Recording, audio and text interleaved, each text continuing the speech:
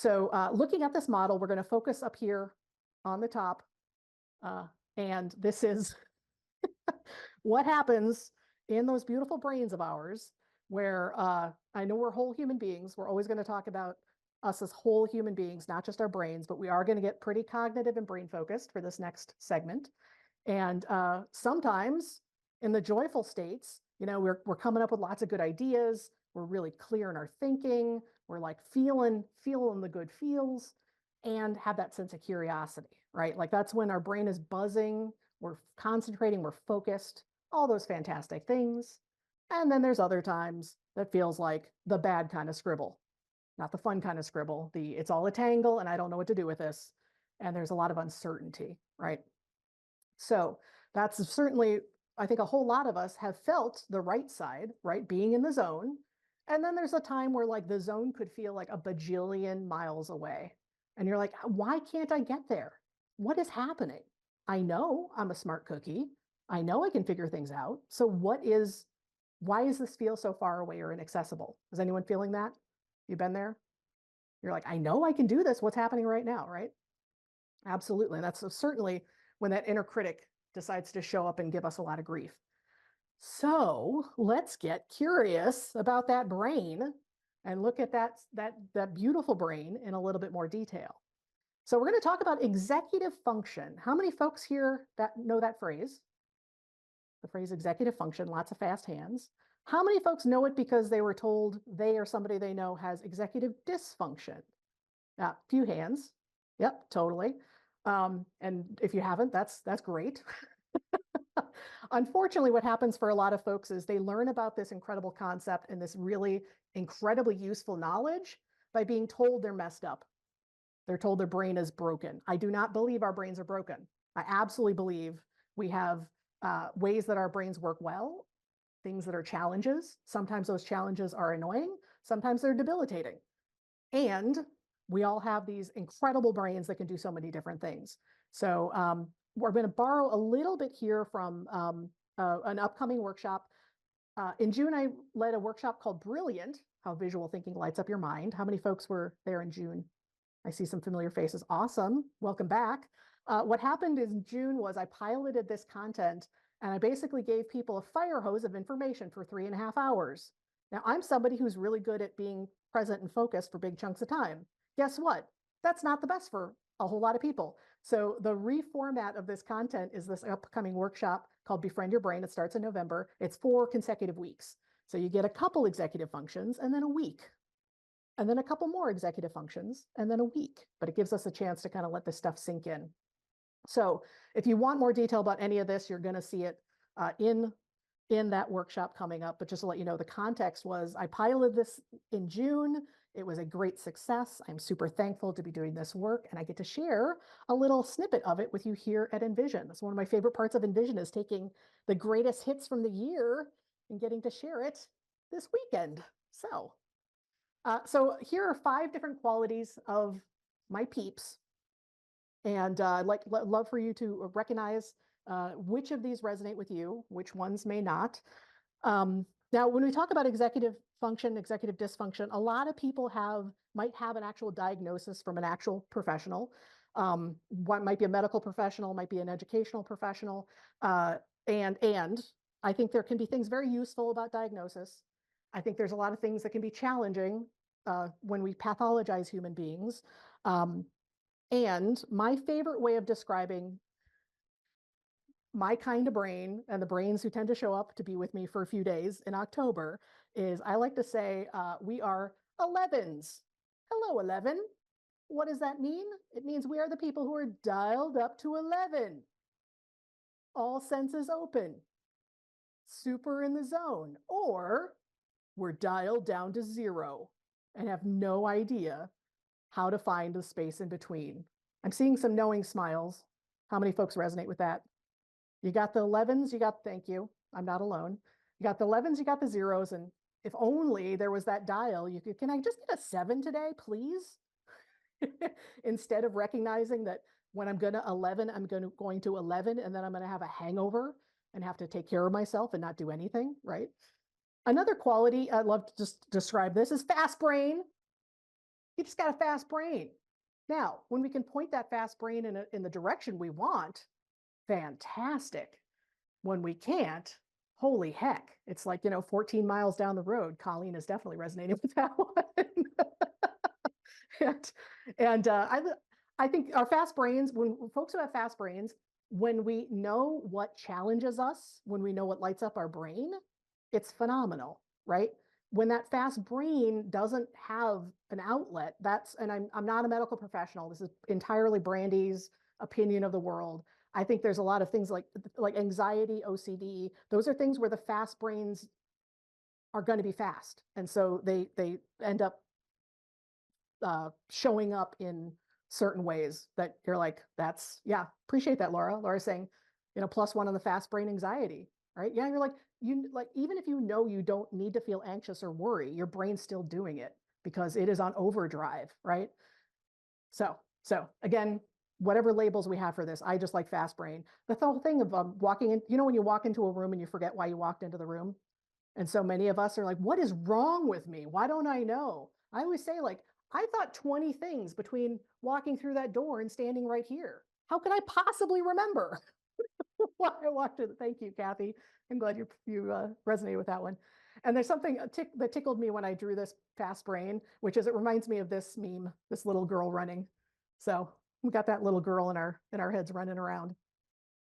So here's one, we already mentioned this, the not giving yourself enough credit or how we can show. In this case, this is when you see somebody who's hurting and they're having challenges. Often we are the first people to be kind to them, incredibly kind to other people, and unfortunately, incredibly hard on ourselves. Does that resonate with anybody? Every kind, thank you. Yeah, I appreciate that, Wendy. Both arms shooting up for sure. So, I'm great. Johan, that resonates. Yeah, for sure. Yeah, so it's another quality we tend to share. Incredibly kind to other people, but we unfortunately find it more challenging to use that same kindness to on ourselves. So another thing is that sense of, for me, this is kind of the overwhelm. On the left, you got the person who's trying to hold everything in. I think of it as like when I feel like a sponge. This is definitely a sensory thing for me, where it's you kind of take everything in, and it's hard to like keep things out. So really easily overwhelmed. And if we know how to kind of control our environment and create the space we need, then we kind of build our own happy places, which you already saw. I am somebody who has one of these at the studio. I have one of these at home. So do I have other folks here who are like easily overwhelmed by stimulus and need to like figure out how to gauge that? I see a couple hands, a couple of these for sure. For sure. And finally, there's just the folks who are like, I'm here because there's something to this drawing thing. I'm not even sure what it is, but I'm here to figure it out. Hopefully you'll all raise your hands to this one. So I'd love to see as a gauge, how many folks here are, let's do a red heart. If you're somebody who is already like very much, I am a visual thinker, I use these tools, I'm always growing, I'm always learning, but like I get what this is and these are already tools I use. And if you're somebody who is like, I just found you and I'm not even sure what this is, give me a sprout.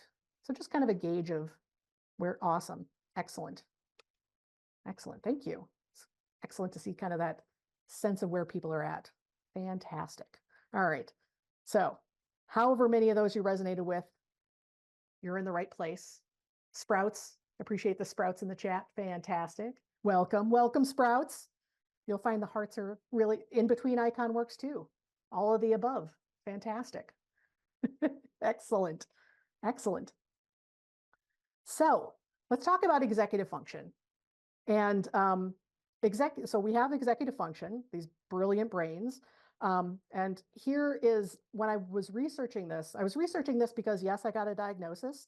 I was working with a specific therapist on that diagnosis, and he gave me a self-assessment.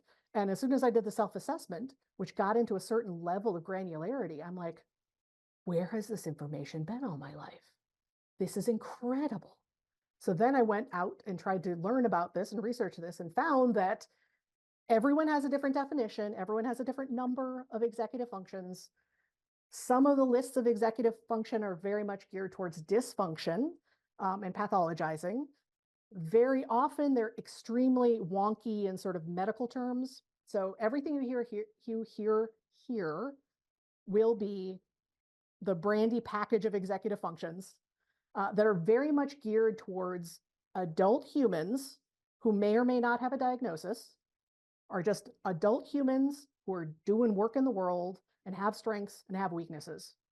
So this is all meant to be very much like how we live in the world as humans, instead of you're broken, let's fix you. Does that sound like a good angle to come at this with? Awesome. Meaning you do research, you're going to hear some different terms. You're going to hear, other stuff. Oh yeah, no problem, Robin, do what you need to do. Just drive safe, okay?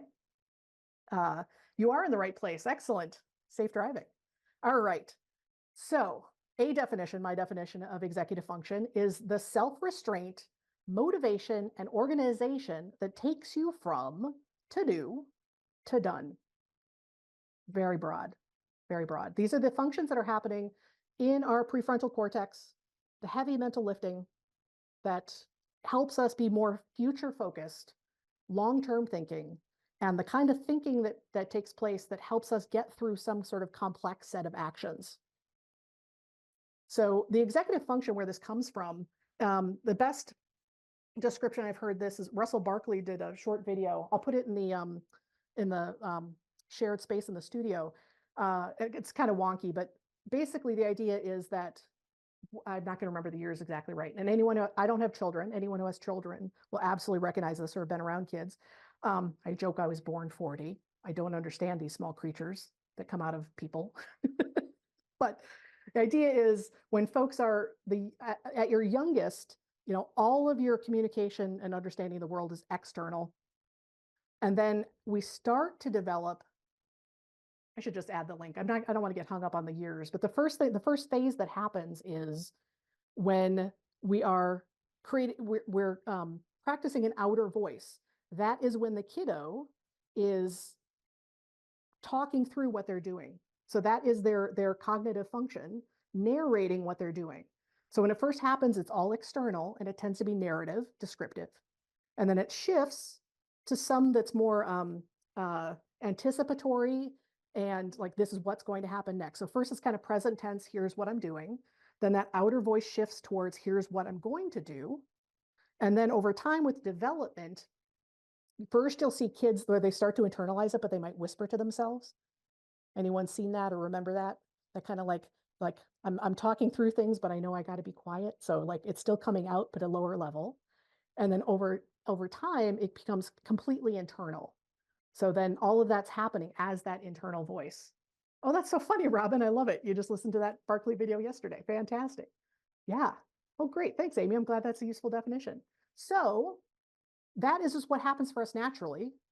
And sadly, once we've internalized that voice, okay, I'm going to use a swear word again. How many of our inner voices become complete fucking assholes? I use 2 swears. Okay, we'll get them out of the way. Right? So mean, right? That hard on ourselves, right? So every single one of us needs that inner voice, needs these executive functions, but the character of our executive functions very often default to being jerks. And that can happen for 1,000 reasons, right? It could be frustrations with ourselves and our abilities. For me, my inner critic doesn't tend to be as loud as the average bear because I had a very, very clear outer critic in the form of my dad. So like he took on that role outside of me. That's part of my own history. So that executive function develops naturally. Then it's what is that internal voice and how are we interacting with that internal voice? So let's go back there. Oh, we're going to go back there. Oh, my fancy buttons. Oh, interesting. Wendy's teenager claims she has no inner voice. I think that would be a relief. I don't know, maybe it's not a relief. But I think we all have different relationships to that. Any of this, I'm never going to say everyone or no one, right? Like like for instance, the ability to picture images. There's so many different levels of being able to actually picture imagery in your head, or face blindness and all these things. So there's all these wonderful different ways our brains are built. So there are not, in my definition, there are 9 executive functions. And you're using these all day, every day. You never can't use the executive functions. So this is when we have that cognitive overload. This is when we get decision fatigue. This is why you're going to see me wear the same shirt for 3 days, because I don't need to make a decision on what to wear for Saturday or Sunday. Thank you very much. Johan says, my son cannot picture imagery and I can see an apple to bite into. Yeah, with your mind. Absolutely. That's for me, I'm a huge fan of the word neurodiverse because it absolutely, what I love about that is it's absolutely the fact that every single one of us has different wiring. I'm a little like, I'd be much more excited about thinking about neurotypes of people, like that there are all these different ways that we're wired versus there's neurodiverse, which is abnormal, and neurotypical, which is normal. Let's get those out of the way. But I love that all of us have these different experiences. So here are the 9 executive functions. The great thing is that executive function loves visual thinking. We'll go into much more about this tomorrow morning, but the tools work brilliantly together. So I think when I got an actual diagnosis from an actual professional, I was like, how have I never known about this? Well, it turns out a huge amount of how I was working with my brain was visual thinking, was making my thinking external, tactile, tangible, which I'm sure is a huge reason why a lot of folks are here with me right now. So here is the core principle here. These executive functions are knowable. And to understand these executive functions and how they work well or don't work well within each of us gives us that sense of our own strengths and weaknesses and ability. It's knowability. That is the key idea here. So this is not about and part of the reason I don't get too far into any particular diagnosis is one person could have a challenge because of hardwiring and an actual formal diagnosis. One person could be having a hard time with their executive function because they're grieving. They lost a loved one. One person could have a more difficult time with executive function right now just because they slept like crap last night, right? Like there's all these different ways that we can be functioning well or not functioning well that could be temporary, could be sort of I'm not the biggest fan of this phrase, the season of a life. That tends to be very Pinterest, Instagram, the season of life I'm in, but it could be something that is kind of this medium term, or it could absolutely be, this is the way I'm built. Like that's just the deal. Yeah, knowability of oneself. One is absolutely having this level of definition about how the brain functions. So the knowability about the executive function, and then absolutely how it applies to ourselves. What I love about this, even though it's super thinky, brainy stuff, it is the absolute key to self-compassion, which is why I was so thrilled to teach Brilliant in June, so thrilled to teach Befriend Your Brain in November, because that is information we're using to be kind to ourselves, not against ourselves. So this knowability, an example is, happens for me, one of my absolute worst out of these 9 is the first one, and this is one of my biggest challenges. It's the question we're asking with this this executive function is what is the activation energy I need to get started? So here, when we're functioning well, it's the function of task initiation. Just get started already, right? When it's not working, very familiar state, procrastination. How many fellow procrastinators are in the room? Yeah. And the deal is, like, I know once I get started on something, I'm unstoppable. But it is always been this weird mystery of like, why is it so freaking hard to get started? So forever, until a couple years ago, my only definition of that inner voice was, I'm a procrastinator. Or the definition, my favorite is, I'm a very productive procrastinator. Ask my husband, he'll be like, how was your day? I'm like, well, I got a lot of stuff done. It wasn't the stuff I was supposed to do today, right? I was super productive. Yep, you got me, right? So that was the only language I had. So then when I'm doing the self-assessment and I hear this term task initiation, I'm like, all right, that is the thing I want.